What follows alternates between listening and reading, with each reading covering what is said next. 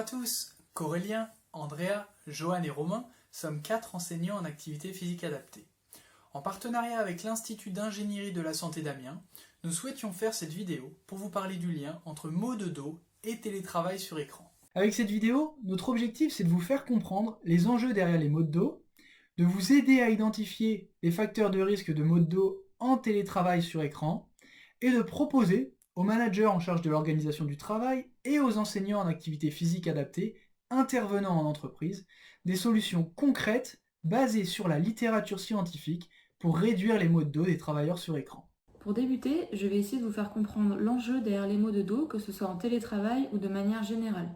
Mais tout d'abord, qu'est-ce que le télétravail ? Selon l'INRS, le télétravail désigne toute forme d'organisation du travail dans laquelle un travail qui aurait pu être également exécuté dans les locaux de l'employeur est effectué par un salarié hors de ses locaux, de façon volontaire et en utilisant les technologies de l'information et de la communication. Donc lorsqu'un salarié est en télétravail, il est plus souvent assis derrière un ordinateur et dans des positions pas toujours bien adaptées. Ceci va donc entraîner un risque accru d'apparition de mal de dos. Mais qu'est-ce que le mal de dos ? Les maux de dos désignent toute douleur siégeant au niveau du rachis ou à proximité de celui-ci, quelle que soit l'origine, la nature et l'intensité de la douleur. On les distingue selon le point d'origine de la douleur. On retrouve les cervicalgies, les dorsalgies et les lombalgies. Les lombalgies sont la forme la plus courante de mal de dos. Elles se situent donc au niveau des vertèbres lombaires, en bas du dos. Pourquoi est-il important pour votre entreprise d'agir face à ces maux ?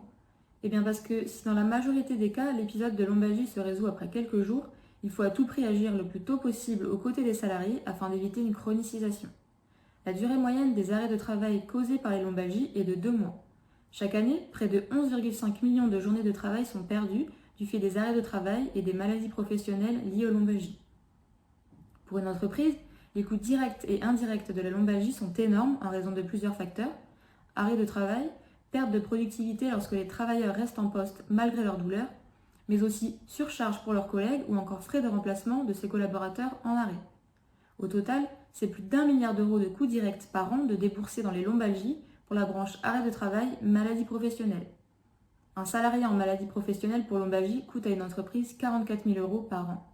Une étude menée à la suite du premier confinement a montré que 10,4% de télétravailleurs, soit en moyenne un collaborateur sur 10, qui ne présentaient pas de douleur lombaire avant le confinement, ont eu un épisode lombalgique. Mais la prévalence des lombalgies est en fait bien plus élevée. Dans une population en âge de travailler, plus de 2 salariés sur 3 ont ou auront une lombalgie.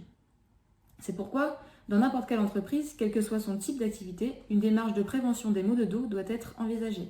Il existe différents facteurs de risque, mais retenons les plus importants qui seront ceux sur lesquels vous pouvez agir et pour lesquels vous avez le devoir d'agir même selon le Code du travail.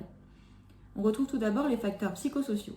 De nombreuses études font apparaître une association entre les symptômes de stress au travail et les problèmes de dos. On retrouve ensuite les positions assises prolongées et l'inactivité physique. Ces 2 facteurs sont en augmentation depuis la Covid-19. Enfin, on retrouve la mauvaise ergonomie de poste avec des personnes qui n'ont pas toujours des positions bien adaptées. La pandémie mondiale actuelle de Covid-19 n'a donc pas amélioré les choses et a au contraire entraîné une diminution de l'activité physique ainsi qu'une augmentation de la sédentarité causée par la limitation des sorties et le télétravail. On peut présumer que la prévalence des lombalgies chroniques a augmenté et va continuer d'augmenter tant que la pandémie continue, et il est donc essentiel pour votre entreprise de disposer de solutions concrètes pour limiter la survenue ou l'augmentation de mal de dos chez vos collaborateurs.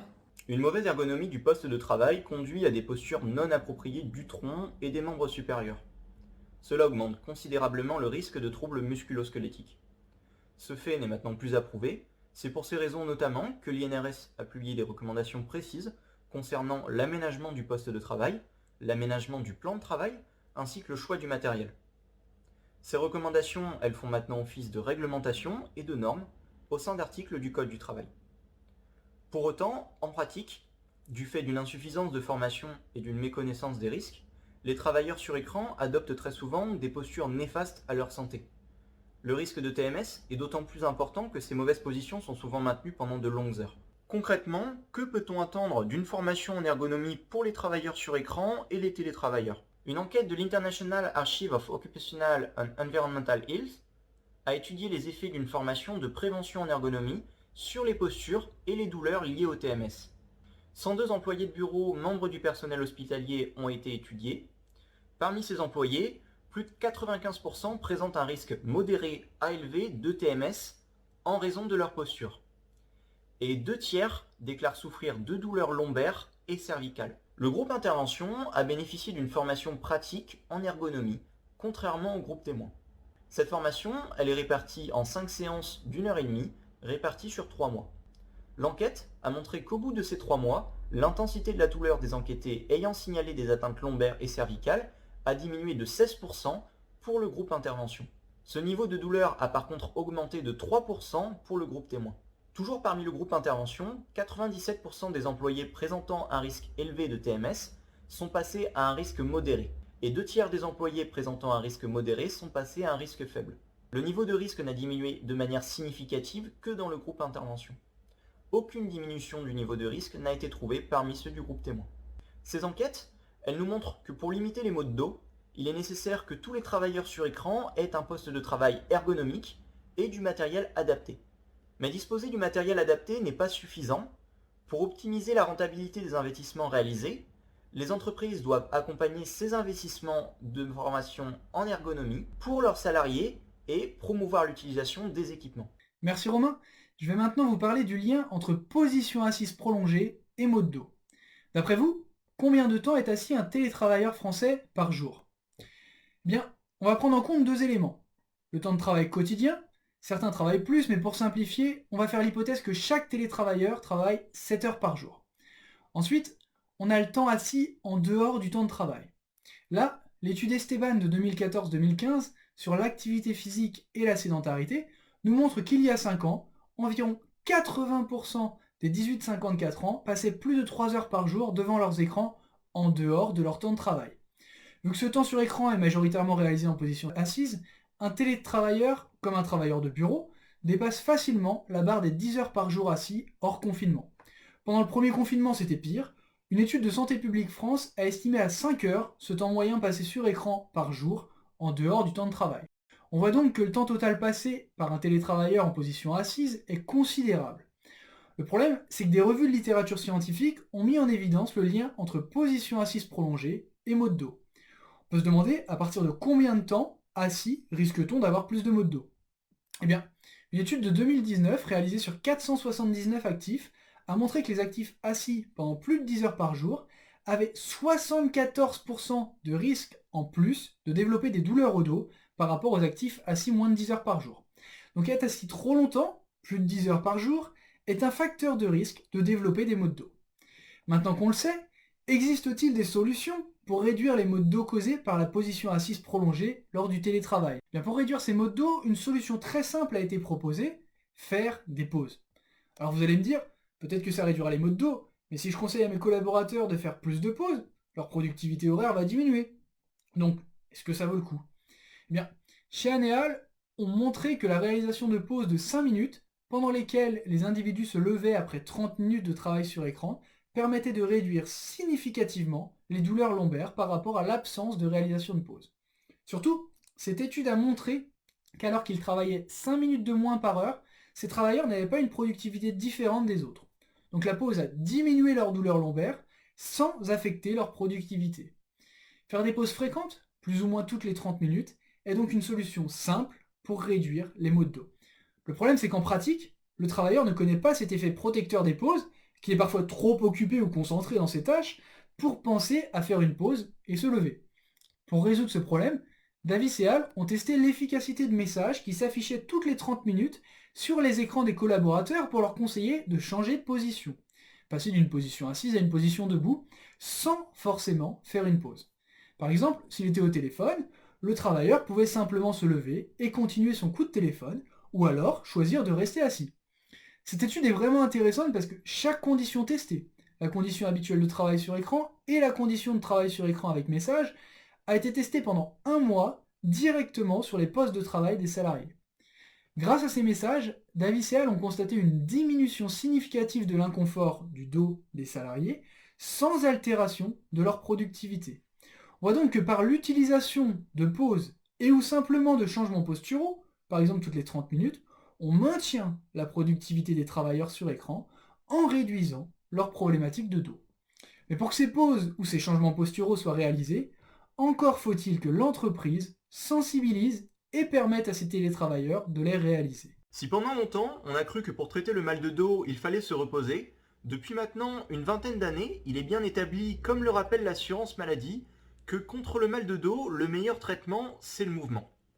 De son côté, la Haute Autorité de Santé nous rappelle dans une note de 2019 que l'activité physique est le traitement principal permettant une évolution favorable de la lombalgie et d'éviter une récidive. Sans entrer dans le détail des différentes activités physiques, il est établi dans la littérature scientifique que l'activité physique permet de réduire sur le dos l'intensité des douleurs et les incapacités engendrées par celles-ci. Ces bénéfices s'appliquent donc aux lombalgies chroniques non spécifiques. On entend par là une lombalgie de plus de 12 semaines sans raison spécifique. Différentes revues de littérature et essais contrôlés randomisés ont mis en évidence des diminutions significatives de douleurs lombaires grâce à la réalisation d'activités physiques, qu'il s'agisse d'exercices d'aérobie d'intensité modérée à élevée, de renforcement musculaire des membres inférieurs, du tronc et des membres supérieurs, ainsi que d'exercices de stabilisation posturale ou encore d'exercices d'étirement. C'est probablement parce que ces lombalgies non spécifiques sont multifactorielles et d'origine potentiellement différente d'un individu à l'autre que l'activité physique a un niveau de preuve scientifique élevé sur la réduction de la douleur et l'amélioration de la fonction du dos. Elle est également recommandée par la Haute Autorité de Santé en première intention dans le traitement de la lombalgie chronique. Outre ces différents effets sur les maux de dos, l'activité physique joue également un rôle sur la santé et la qualité de vie des personnes en diminuant, entre autres, le stress et l'anxiété. Rappelons que dans tous les cas, l'activité physique doit absolument être adaptée à la santé, aux capacités et aux envies de vos salariés.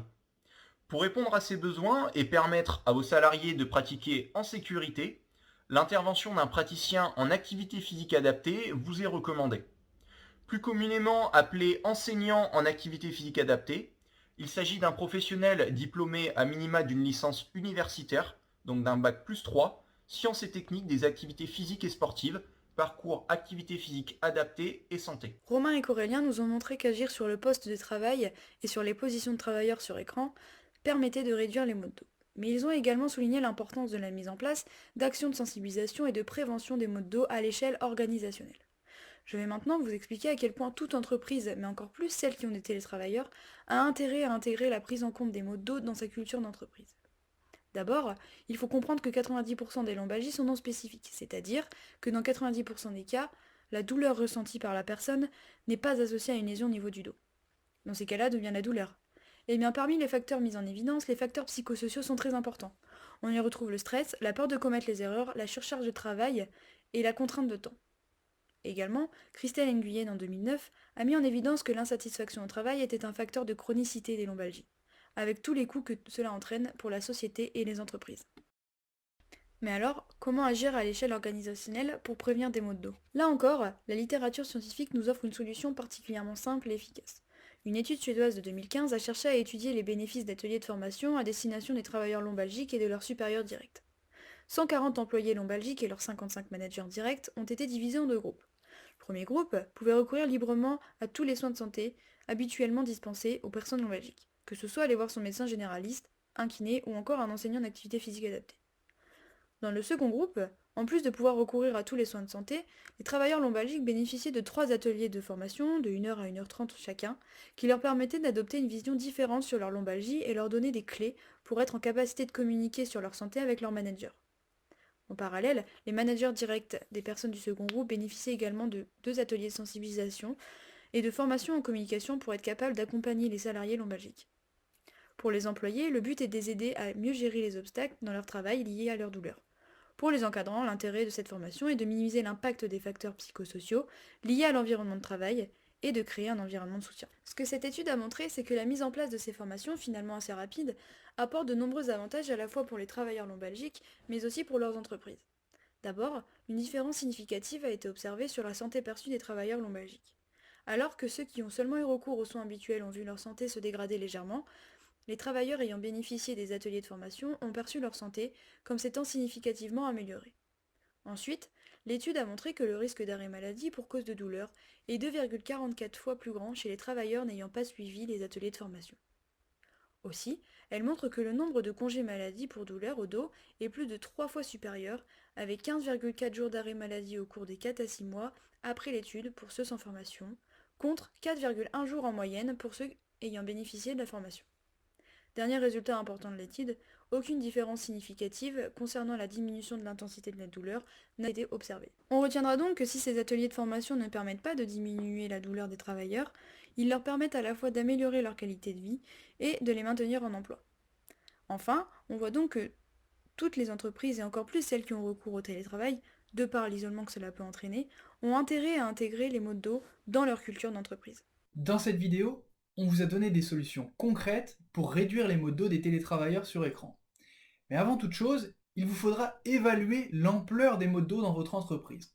Ça tombe bien, des questionnaires scientifiquement validés comme le questionnaire d'Orebro ont été développés à cet effet. Alors, on commence ?